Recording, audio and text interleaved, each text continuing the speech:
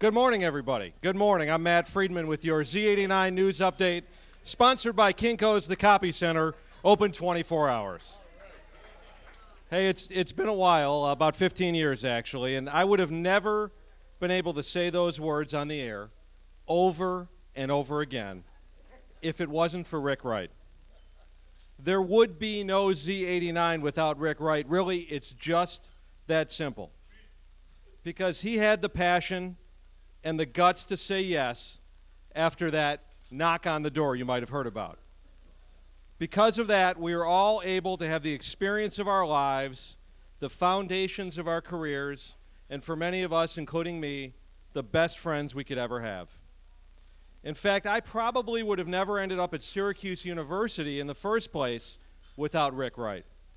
That's because in large part I came to school here for Z89. The place I had heard so much about thanks to guys I really looked up to from my hometown, Larry Barron, Scott Meach, and Scott Taylor. On a more personal note, I want to publicly thank you, Rick, for, ironically enough, helping to steer my career away from radio. My senior year, second semester, Rick went to bat with me and twisted arms in a very tough way in Newhouse, convincing them that I needed to do an independent study project on the future of information radio. Rick cut through all of the orange tape, and there was a lot of it.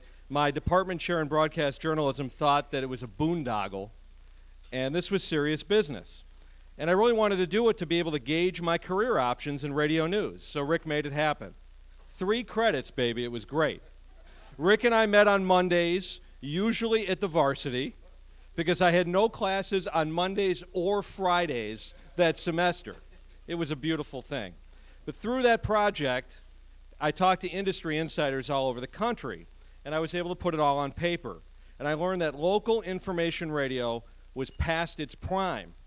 And Rick helped me, through that project, aim very high, but I was just aiming at bigger targets. 2 months later, I was working in TV news in a major market. Many students back then didn't understand Rick. Apparently, David Katz didn't either.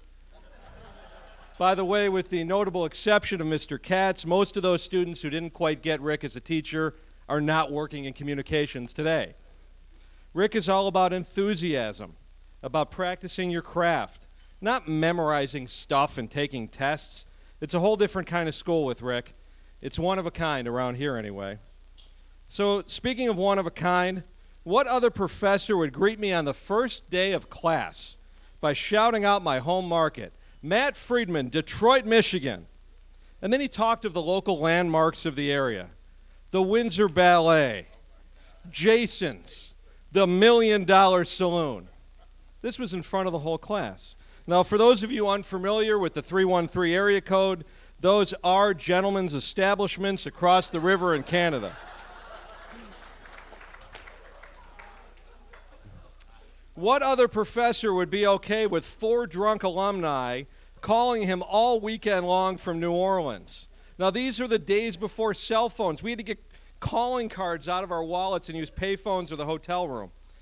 And one alum on that trip, who will remain nameless here tonight, actually called Rick to let him know he had an intimate experience with a photo girl from Pat O'Brien's. Really, to call Rick a professor of television, radio, and film, the only word I can think of is academic bullshit. Rick is a radio professor, and he's the best in the business. Since I've graduated, I've met people who went to big schools, small schools, everywhere in between, all over the country. And I asked them if they're in touch or have any kind of relationship with their old professors. The answer is almost always no.